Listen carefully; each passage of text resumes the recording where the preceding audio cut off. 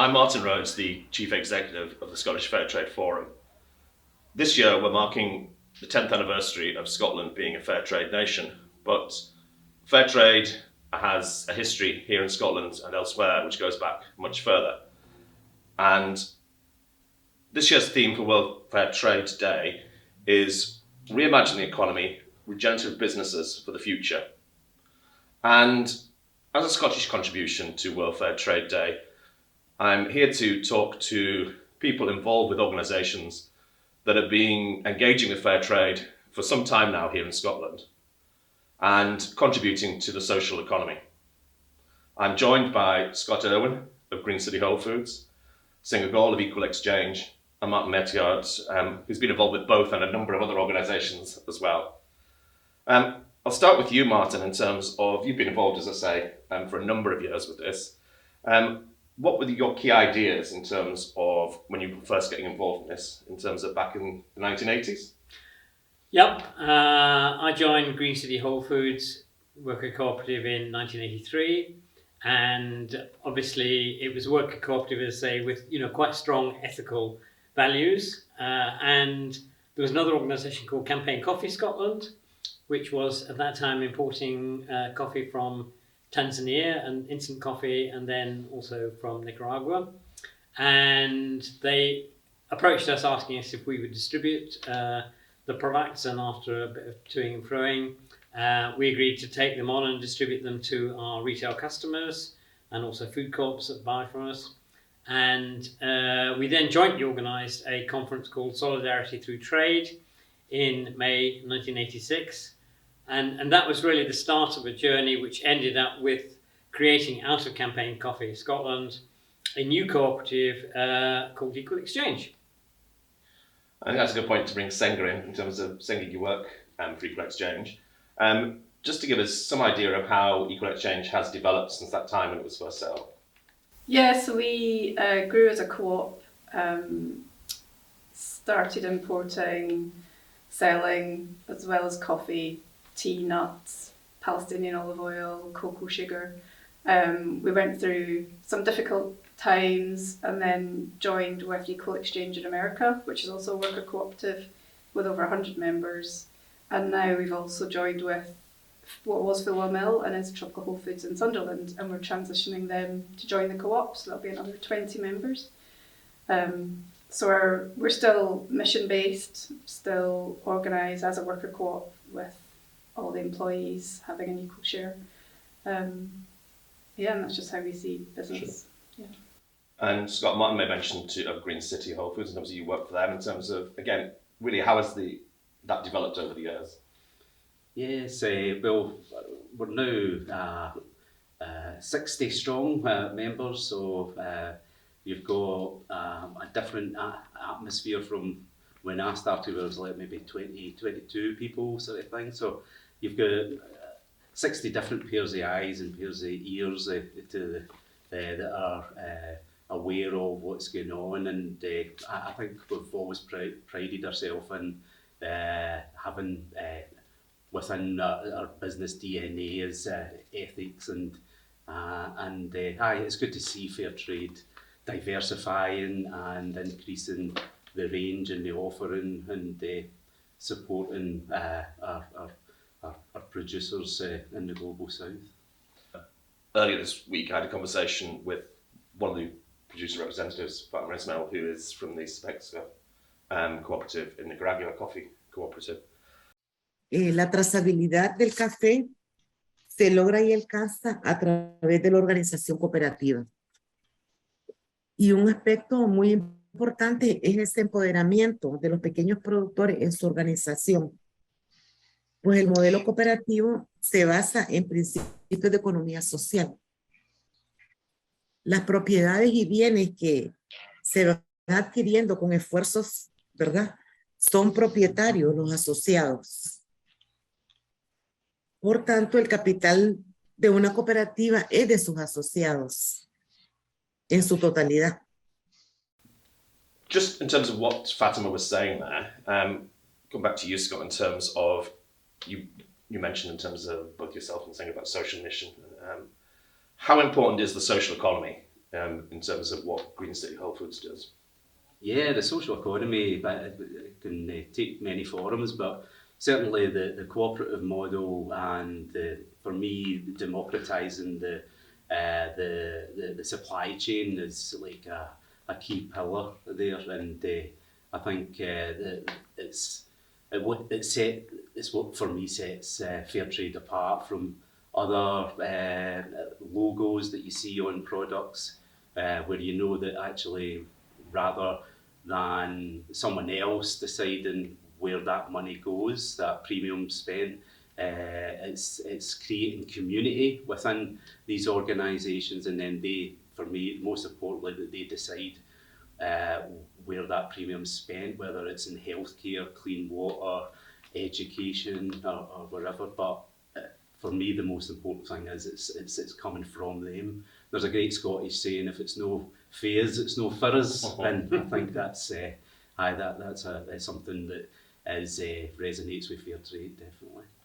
And it's how much is it important to Greencity as well in terms of how you make your own decisions, in terms of how does that work for you as a cooperative, making your own decisions about the company? Yeah, that's for me. It's like everybody's got agency within the operation, and I think for it's as you grow, then that becomes the challenges are a wee bit different, sort of thing. So I think we've came down different models based on what you would call management or representatives, a team sort of thing. But we're entering into a new phase because we've increased our staffing over the past decades, that we're looking at sociocratic models. So that's breaking into smaller circles and discussing things within like groups of between 5 and 8 people to help guide and steer the business along, sort of thing. So that, I think that'll create a new energy, new buy-in, and I take the business into a different area, and where people feel more empowered. So looking forward to that. In terms of Senga, in terms of Equal Exchange's approach and how you organise and make decisions, can you tell us something about that? Yeah, I mean, we're a quintessential co-op, so we have the worker owner body that elects the board, and then the board hires and supervises the management. So anybody can nominate themselves for to become a board member, and then there's clear areas, decisions that are made by the worker owner, so large investments, things like that, which ones can go to the board and which ones are management. We've also been through different ways of working in various times, and it is hard when you also want to encourage people to have a voice. So that's one of the good things. Like both Scott and I started in co-ops when we were quite young, and to be able to put your ideas forward and be listened to is something we also encourage, and that's a good way to help make the business sustainable, because people are more likely to stay. We have people who regularly stay on beyond 20 years. But I think also, and I don't know, Martin, if you were there at the beginning, but I think organisations like co-ops, I think we were made to, rather than just sell stuff, we were actually made to serve rather than exploit farmers and employees and consumers, and that's the basis of everything that we do. I mean, I think looking back on it, when we started the distribution of Equal Exchange products, we did that through Greencity networking with other cooperative wholesalers in the rest of the UK. So we had a distribution network that basically covered the whole of the UK through what were then 7 different co-op wholesalers at the time. So being able to call on that network and knowing we shared the same values, the same ways of working and so on, was extremely important. I mean, this was really the first time that fair trade products got into anything like mainstream retail in terms of just independent shops even. And I think the other aspect of it that I remember going back is about transparency with producers. Well, first of all, most of the producer organisations are co-ops, so it was a natural fit between them and between how we were working and so on, and they could understand how we were working and vice versa. And I remember particularly after the first time I went to Palestine, and this was in the days when you didn't have email, you had faxes. We were faxing backwards and forwards spreadsheets showing how we'd worked out the prices that we could sell, what the market would bear, and so on. This was, even in fair trade actually, this was sort of fairly unusual that producers would actually know how you worked out the prices you were selling at, how much you got, how much was being taken by intermediaries, and so on. So transparency, I think, is also a really important aspect for co-ops in terms of fair trade. Martin, you've been obviously involved with both Greencity and Equal Exchange, but a number of different other fair trade organisations, businesses as well. What would you say are the sort of general lessons you've learned with regard to how these businesses do business in terms of, and what are the ways to success as a fair trade business? Well, I think, just going back to the earlier, I think in terms of decision making, it's about delegation of authority, but the key thing is it's about trust. It's about trusting other people. And I think within fair trade, because the values are shared, then everything else it doesn't always happen. We've all got horror stories probably of things that have happened in fair trade and so on. Nothing is perfect, and we're all human. But in terms of generally that business model, because you start off from the values, then certain ways of doing things, as I mentioned, transparency, trust, openness, regular communication, all those kinds of things help to make this a model that not merely gives a fair deal to the producers, but also builds up trust amongst consumers, that they know who they're dealing with, and they can purchase on that basis, that kind of solid values, shared values, and trust in what you're doing makes that a really successful business model. Sure. So in terms of consumers, Senga, what is different in terms of the way in which you engage with your consumers to what a traditional business might do? Well, I think we realised a few years back that consumers was actually the missing piece still. We buy from co-ops, we can sell to co-ops, we are a co-op. But actually the way we talk to consumers has changed quite a lot in the last 20 years. So at the beginning of fair trade, it was a very tangible idea. People grabbed onto it. There was lots of campaigning. It felt like there was a movement. And then now there's a very noisy marketplace out there. There's charity coffees, there's wildlife friendly coffees. There's lots of really good things happening, but nobody's really talking about the economics. If this was created to change the way trade was done, is that actually happening? So we have created, it's less developed here, more so in the US, a citizen consumer program to try and get people to join us, and we run webinars, and it's been an in-person summit, and they also changed the board structure so two people can sit on the board to try and bring in consumers, so not just so we're talking at them, but we're listening to them, bringing in their ideas, because it's really important for consumers to be involved and not just purchasing a product, putting it in their bag and then going home and forgetting about it, which we all do. Yeah. And Scott, your business mainly deals in terms of wholesale, in terms of how do you build that relationship with those sort of commercial businesses that are buying from you? Yeah, well, I certainly think we've probably got a lot to learn from Equal Exchange and the involvement of the supply chain and certain decision making, stuff like that. But I think for us, in terms of we've trying to get the producer stories out there, and also our customer stories. So it's like we do our bi-monthly magazines, and then so it's like speaking to the dynamic organisations that are trying to adapt the supply chain or adapt for the better, whether it's environmental or for workers' rights, and amplify their stories. So with social media, then it's easier to do. But I think there's sometimes that we fall into that trap, like a lot of people do, where you're like just including that you rely on the digital side of things. But I do think like the face to face and the human interaction is really important as well. So yeah. You mentioned digital there, Scott, which leads me into a broader question about, in this whole period when fair trade has been around, how has the context changed in terms of more generally with regards to business? And digital is clearly one big way it's changed. But what are your reflections in terms of in general about the economic context, the trading context in that time? Martin?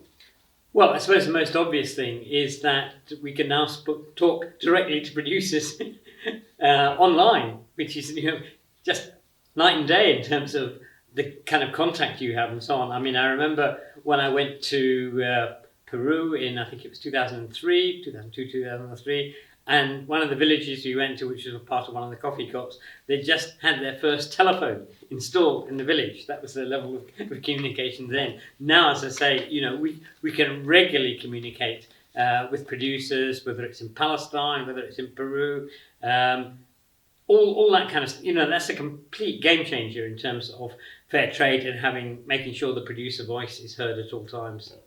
I mean, certainly from the Scottish Fair Trade Forum's point of view, one of the big changes really in terms of since the COVID pandemic is as more and more things were forced online, and actually, although we had used the technology to make contact and have conversations with producers, we didn't do that on a regular basis. It was a big thing.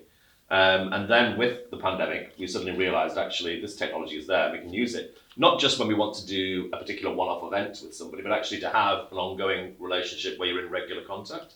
And I think that's something from our point of view has actually changed probably in the last few years. Although I do remember when I first started working, which was just over a decade ago, we still had a fax machine on the Scottish Fair Trade Forum. So that has, how things have changed in terms of in that time. But any other ways in terms of Senga you think would reflect things have changed? I think in the marketplace that we are operating in, consolidation is a huge problem. So, well, we see it as a problem. So smaller brands being purchased by bigger multinationals perhaps, or brands who it's just, that brand's a very small place in a wider portfolio of brands that are not fair trade, not ATOs. And so I think co-ops generally have an asset lock. So, we have a never sell out clause where if it was sold, all the proceeds get donated to another ATO. But it's difficult because then the brands we're competing against have big marketing budgets. Some of them, when they're created, don't even make a profit, then they're sold on. And all their money goes on marketing, and it's very, very, very hard to compete. And when our organisations were created, we had to be economically viable. As you have to be a standalone, independent business. I think that you were saying about reference in terms of doing trade differently. How different is trade now in that sense? In terms of has it improved in that period overall? Not just in terms of fair trade, but in terms of is trade any fairer overall? Do you think? Senga or Scott, any thoughts? I think that I think fair trade grew out of the values that our organisations kind of had, and it's only one branch of that.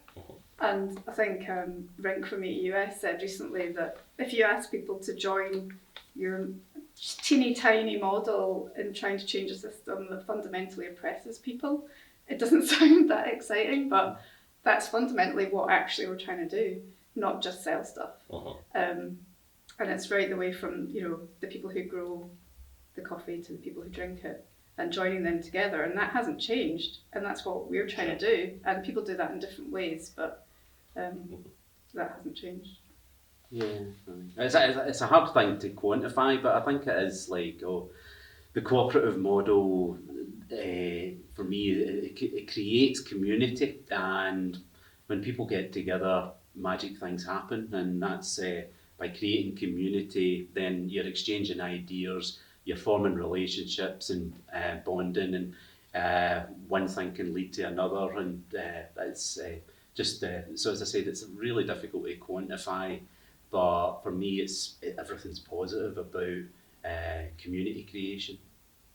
Sure, and I think I suppose I would take in terms of what Senga was saying there about in terms of it's about asking people to make informed choices about what they buy, but it's also about challenging those global inequalities in trade as well. It's that campaigning side of fair trade. It's not just a purchasing initiative, and I think that's important. And I think it's also that point as well that it's one part of a bigger picture. It's a contribution to a wider attempt in terms of to create a more equitable economy. That it's not all the answer. It's part of a wider coalition of ideas and action that we can take. I'm going to hand back to you for your final word each in terms of your reflection on, in terms of the social economy, in terms of regenerative business, in terms of those sort of big issues, what are the things you think that could be done most easily, if you take that in terms of, rather than the sort of the big changes, what do you think could be done most easily to actually help develop that social economy? Scott, do you want to? Well, I think certainly harnessing the energy of the younger generation and the joy and the skill sets that they bring to the table, I think it'll be a key factor. Yeah, I think consumer choice, I think, is it's one of those particular levers that we have that doesn't require any government intervention or anything like that, and it is just but it's getting that right message across, and I think more just looking at the sales of fair trade, that shows that consumers are far more informed and far more willing to put their money where their mouth is and spend it in the right areas. Senga? Yeah, I think how we bring citizen consumers in to the model rather than just as people to talk to. I think that's something that we need to look at. And also employee ownership. I think none of us talk about it enough, like that we actually are a co-op. Mm-hmm. You know, a lot of people go, oh, I didn't know you were a co-op. So I think that talking about co-ops to people is important, and we don't do that enough. Sure. And Martin? I think it's about building coalitions with like-minded organisations that share our values and want to see an alternative economy. And I would particularly flag out there the whole issue around climate change. Climate justice is the number one issue actually facing the world. Fair trade fits in within that, but you know, if you're not addressing the climate crisis, you're not addressing anything. And I think the way that Extinction Rebellion brought together a coalition of different organisations for the recent actions in London is a good way of looking at how we can reach out and work with other organisations around that bigger global picture and show how trade justice fits in within the bigger picture. Thank you to the three of you for joining us, to Scott, Senga and Martin, for that very interesting discussion that we've had there around some of these issues and exploring the issues around fair trade, around the social economy, around regenerative business. As I said at the beginning, this is all part of marking World Fair Trade Day, which is coordinated each year by the World Fair Trade Organisation. By all means, check out their website for more information about themselves and about World Fair Trade Day and about the subjects that we've been touching on in terms of this discussion. Also, a final thank you to the One World Shop for hosting us here this evening, and thank you for watching. I hope we're going to have dramatic closing music.